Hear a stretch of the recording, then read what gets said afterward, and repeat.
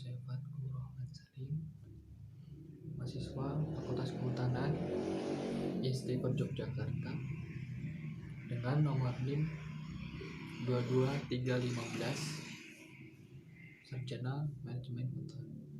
Pada video kali ini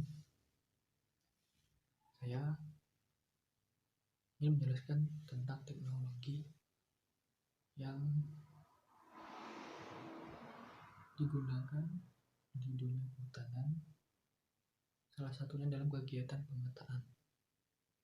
Teknologi tersebut yaitu pesawat tanpa awak atau Unmanned Aerial Vehicle atau disingkat dengan UAV. Pesawat ini disebut juga dengan drone, sebuah mesin yang terbang berfungsi dengan kendali jarak jauh oleh pilot atau maupun mengendalikan dirinya sendiri atau autopilot. Kontrol pesawat tanpa awak ada dua variasi utama. Variasi pertama yaitu kontrol melalui pendek jarak jauh, dan variasi kedua adalah pesawat terbang secara mandiri berdasarkan program yang dimasukkan ke dalam pesawat sebelum terbang. Saat ini pesawat tanpa awak mampu melakukan misi pengintaian dan penyergapan serta difungsikan sebagai pemetaan atau pengukuran lahan. Seperti yang saya sebutkan tadi, pengendalian pesawat tanpa awak ini dibagi menjadi dua tahapan. Yang pertama, pengendalian tahap manual. Yang kedua, pengendalian tahap autopilot. Jenis-jenis UAV atau pesawat tanpa awak ini terbagi jadi beberapa jenis. Yang pertama, jenis pesawat UAV berdasarkan jenis sayap. Yang kedua, jenis pesawat tanpa awak berdasarkan sumber tenaganya. Yang ketiga, jenis UAV berdasarkan beratnya.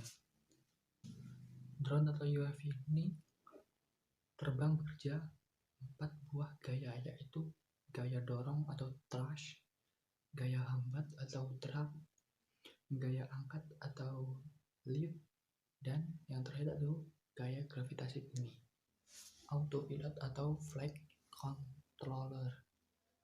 Flight controller adalah kumpulan dari berbagai komponen-komponen dan sensor yang berfungsi untuk menjaga pesawat terbang tanpa awak seimbang dan dapat dikembalikan.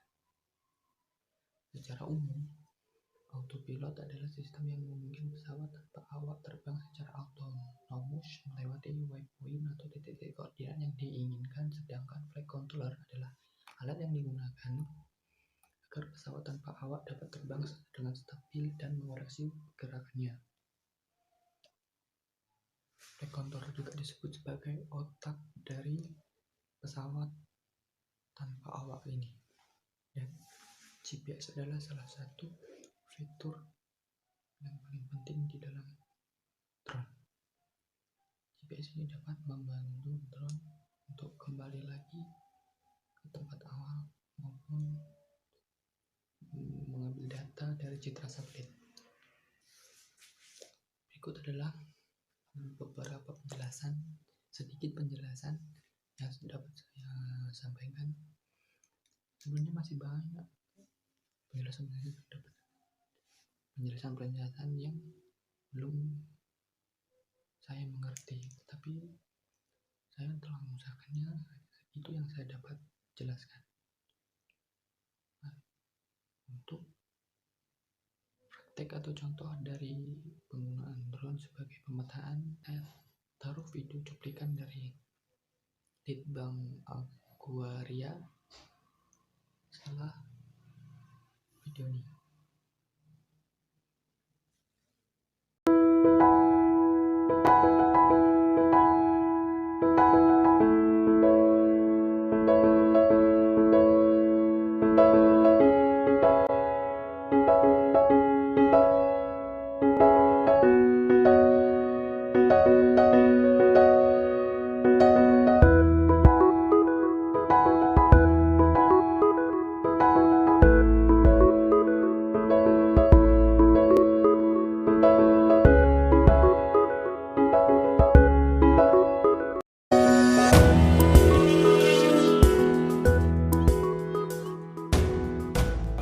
identifikasi untuk menyediakan data terhadap status kepemilikan sawit oleh masyarakat atau pekebun sawit masyarakat.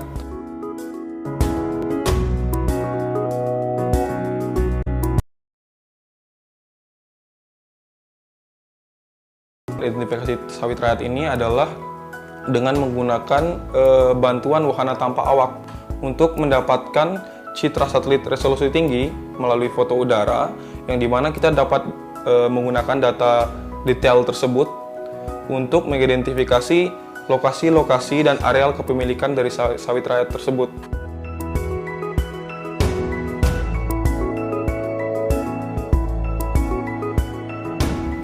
Sebelum penerbangan kita akan melakukan pre-flight checklist.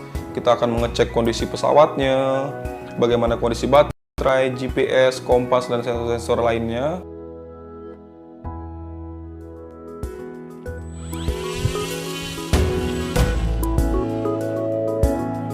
Setelah melakukan proses pengecekan, dan mengirim rute penerbangan ke pesawat, pesawat akan diterbangkan oleh operatornya, dan pesawat akan terbang secara otomatis mengikuti rute penerbangan yang sudah kita buat. Di sini saya sedang memonitor keadaan pesawat karena pesawat sekarang sudah lagi misi.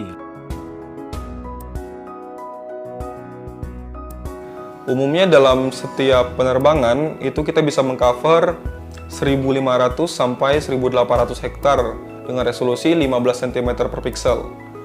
Dengan lama penerbangan itu tergantung dengan cuacanya. Biasanya lama penerbangan 1 jam sampai 1,5 jam.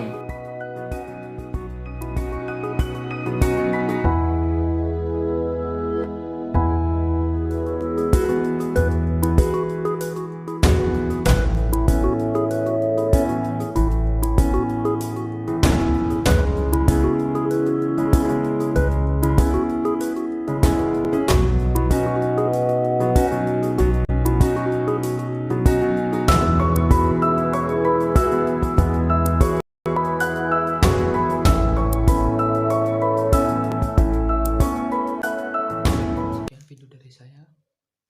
Kalau ada salah, saya mohon maaf. Jangan lupa like jika Anda suka dengan video saya, komen, share, and subscribe.